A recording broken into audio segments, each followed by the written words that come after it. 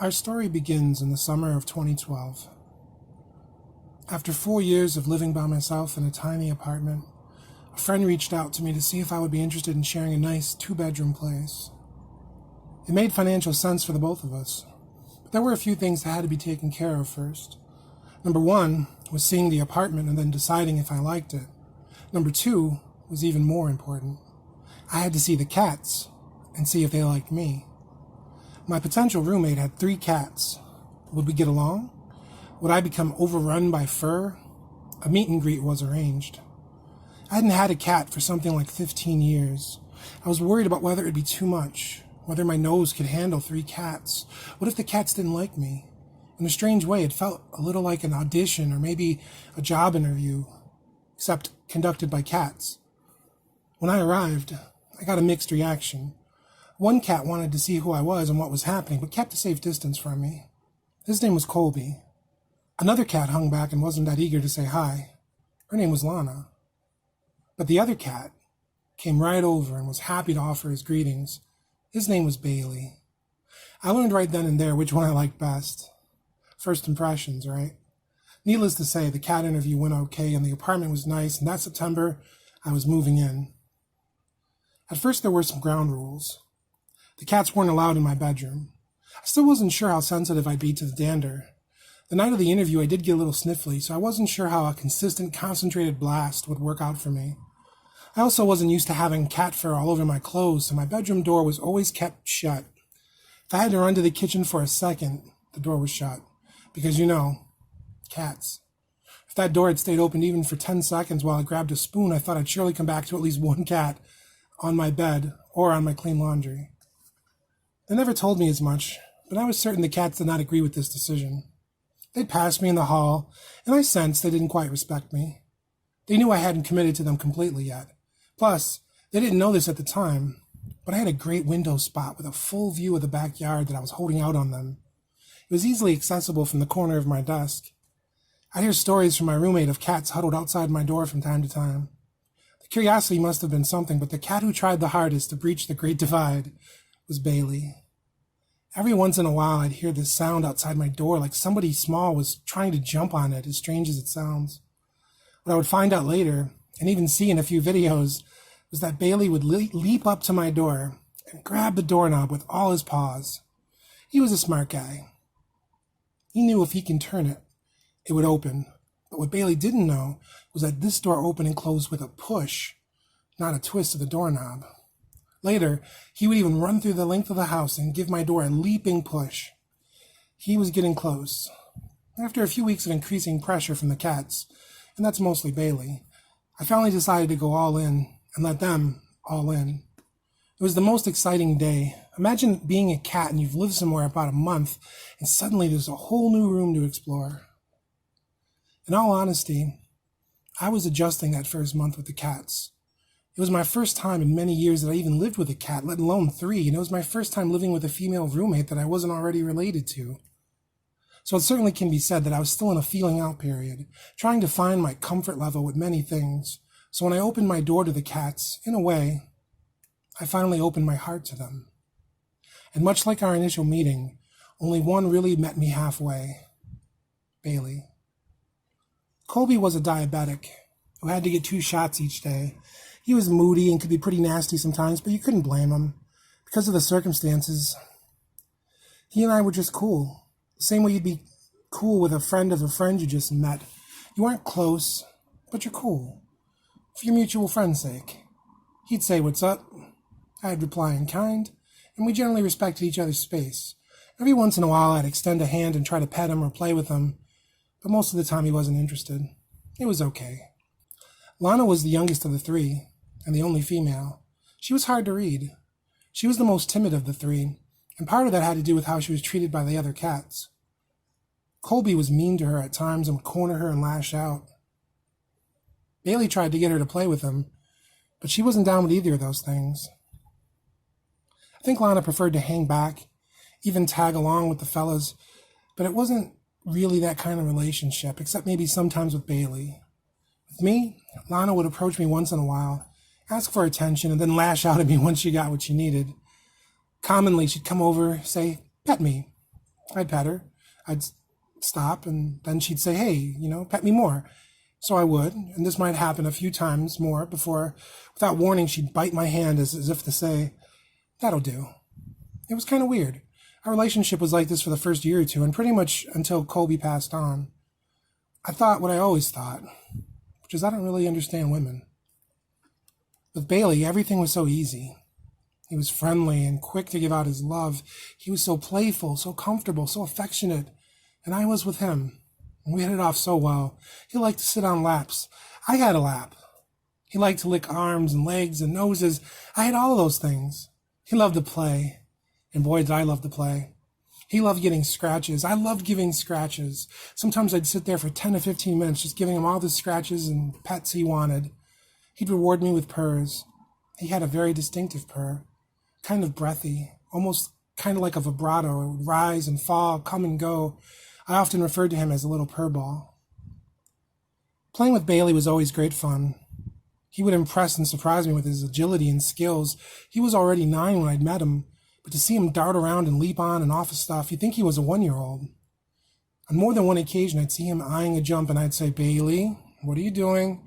You're not going to make that. And then he'd do it. And then I'd have to offer an apology. You ever have to apologize to a cat? Bailey made me apologize to him a lot in those early days. After a while, I learned not to doubt him. He was so much fun to play with, not just because of the skills and enthusiasm, but also because he liked to change it up. For a few weeks, he'd be into chasing strings. Then he'd want to have the string brought to him while he sat in his little cat cube. Then other times he'd want to chase sparkle balls. He especially liked if they had a little hop to them. He'd dart around the room with them, doing something similar to like stick handling in hockey or dribbling in soccer. His paw-eye coordination was exceptional.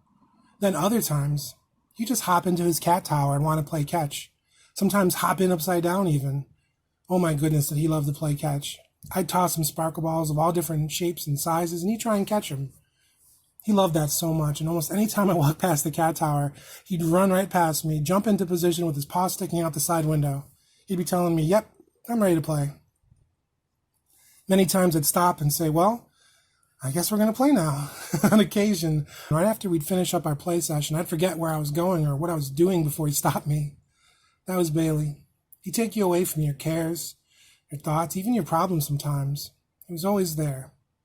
He always wanted to show you love and comfort you. One of the phrases I would think of when it came to my Bailey buddy was, Bailey knows. He was very intuitive. There was nothing like getting home at the end of the day.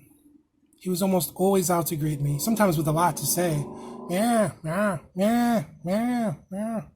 Often he'd roll around and inch along on the Buffalo Bills welcome mat in my bedroom, sometimes even grabbing the corner of the mat with his claws and almost comically rolling himself up into the mat, which earned the moniker the Bailey Burrito. When we moved to where we lived the last 3 years, the old Bills mat didn't make it, but there was still a large welcome mat right at the front door where he'd give me the same treatment. He'd often be there to greet me with a lot to say. I could never figure out if he was telling me about his day, or if he was asking me about mine, or if he was just saying happy to see you. But even on the crappiest days, it always felt good to find him happy to see me and eager to say hello. He excelled at taking away your anger, your pain, your sadness, at least for a little while. Life with Bailey was pretty easy. That didn't mean that we didn't have some hard times. The hardest one before now is when we spent 5 months apart in the fall of 2016 and winter of 2017. My roommate got a dream job offer downstate that she had to take. I found my own place over on Hurdle Avenue. I cried a little nearly every day leading up to the move, and cried a lot every day for about a week or two after it. At this point, there were only the 2 cats, as Colby had sadly succumbed to the diabetes, but I certainly liked Lana. And Bailey, well, Bailey was my buddy. Nothing was happening to him. He was just moving away, but man, did it hurt. I moved into my new place on November 2nd, 2016. I cherished the cat fur that was still on some of my clothes and other items. We had spent the last 4 years together, but it felt like much longer. We had so much fun, so many snuggles, so much love. The next 5 months would feature none of those things. Things on Hurdle Avenue were rough, to say the least. I was lonely. My neighbors were the worst. My bike was stolen. Money was getting tighter, paying all the bills in full rather than half. It was a nightmare. Only bright spot was a visit downstate in early February. The 3 months prior hadn't gone as planned for my former roommate either. She talked about potentially returning to the Buffalo area, and we discussed possibly living together and sharing a place again. How could I say no? I made arrangements to get out of my lease. She came up a few times to look at places with me. The pickings weren't that great for our price range, but we settled on a place in Kenmore. I was so excited to be with the cats again, especially my Bailey buddy. The way the schedules worked out, I moved in during the last week of March 2017, and I would be there a week before my roommate moved in. With her having way more stuff and a much bigger move, it was decided to bring the cats up first, about 2 days before she came up with all her things. So I got 2 days alone with my fur friends, and it was the best. The apartment was still mostly empty when they arrived, so they had a chance to really get the lay of the land, and I had a chance to get reacquainted with them. But it was like we never missed a beat. Nearly 5 months apart, save that one visit, but we were picking up right where we left off. Reunited, and it felt so good. When I lost my job of 14 years, when my brother died, when my other brother died, every bad day, every trial and tribulation, there was always a Bailey cat ready to give me unconditional love. And when he was diagnosed with kidney disease almost 3 years ago, we did everything we could to slow it down. We gave him warm, fresh water multiple times a day, because that's what he liked. Added in some special kidney diet food, even tried to give him fluids regularly, although that cat wasn't having it. I held them about as well as I could when my roommate tried to give him an IV with the fluids. It took him about 2 to 3 weeks to figure out the best way to escape my grip, or at least make it nearly impossible to get the IV in there. He was a stubborn cat, rebellious even. He didn't play by any cat or person's rules. And that's not to say he was a bad cat. He was far from it. But he was certainly mischievous, and definitely a free spirit. One of the funniest things I remember him doing was during that first 4-year stretch when Colby was still around. We lived in a long house. He loved to run full bore from one end to the other. But he had the most fun when there was a cat hanging out in his route. He'd start going, and just as he got to the cat obstructing his path, he'd very skillfully leap right over them while at top speed, and right as he passed over the top of them, he'd throw a paw down and give him a tap from above. Whether it was Colby or Lana, they never knew what tapped him at first. Bailey's goal was to get the other cat into it so that they'd chase him around. He loved being chased by the other cats. Maybe because he knew he could outrun and outjump them, so they'd rarely lay a paw on him, but they rarely obliged. They'd get annoyed, upset even, but they'd rather wait for him to try and run by again than pursue him.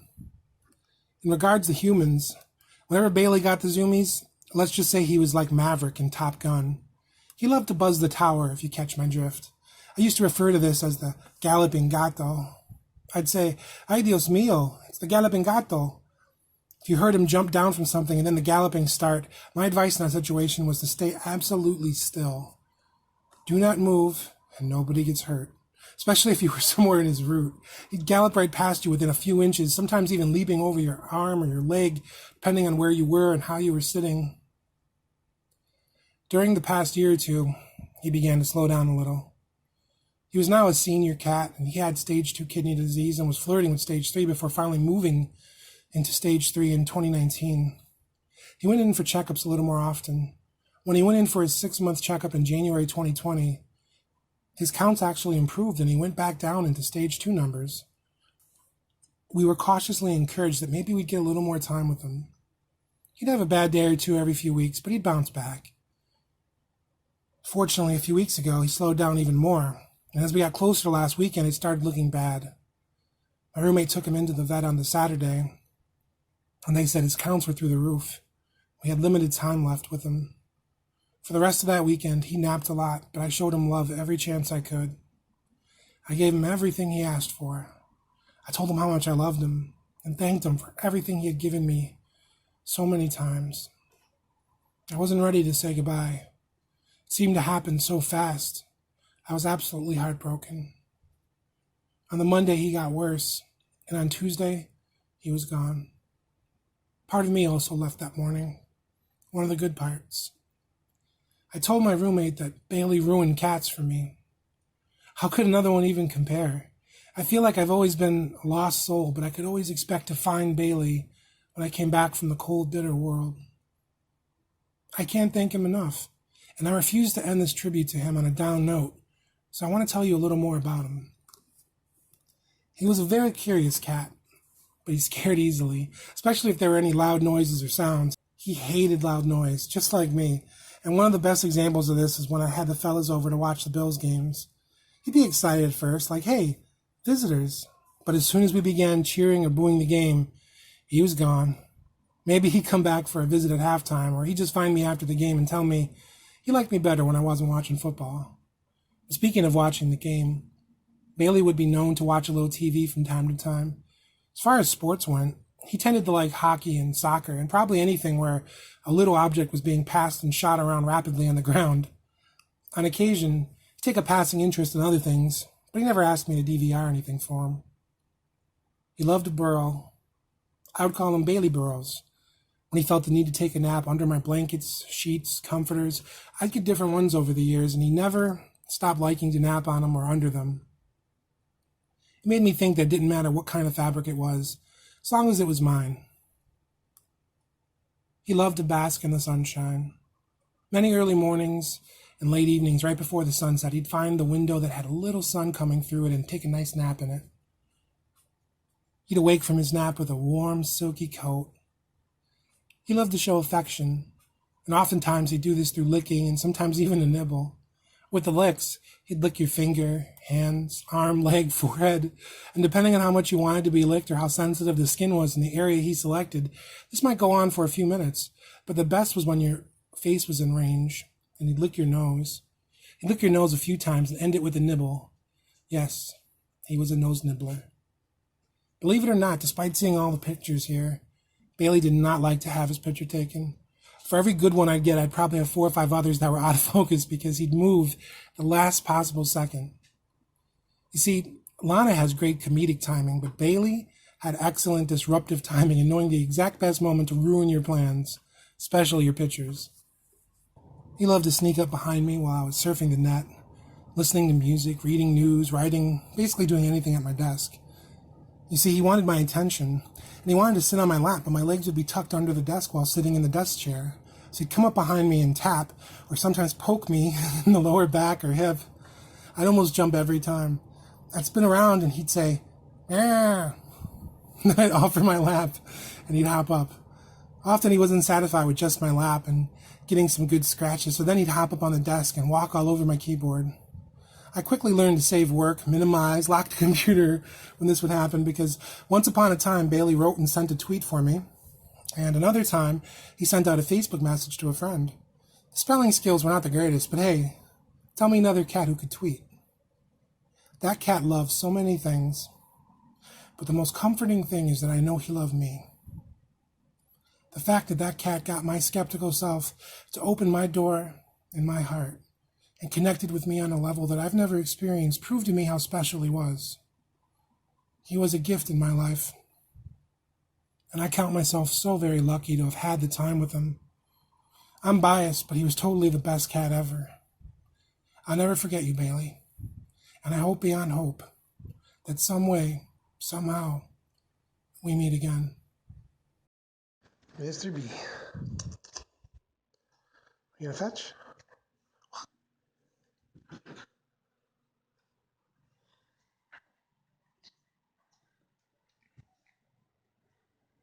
Are you gonna bring it back, or what are you gonna do? Meow meow. What? Yeah? But you left it out there. But you left it out there, Mr. B. You gonna get it now? Or are you just gonna smack it 2 rooms over so that you're out of the picture? Oh, here he comes. Here he comes. Mr. Fetchy Cat, you almost did it. You almost brought it all the way back. Why'd you stop? You were doing so well. You're doing so well. Can I take it?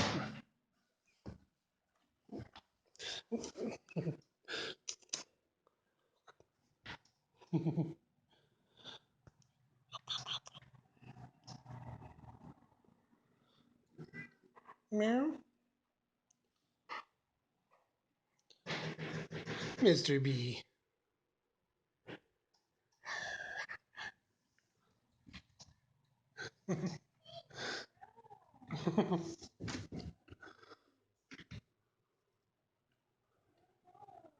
What you doing, Mr. B? Well, you want to play catch instead? Catch instead of fetch? This would you prefer? Okay, assume the position. Good, Mr. Bailey Cat. It's not volleyball, it's catch. You're spiking it. I realize these smaller ones are harder to catch. We'll mix in a bigger one too. Okay, you ready?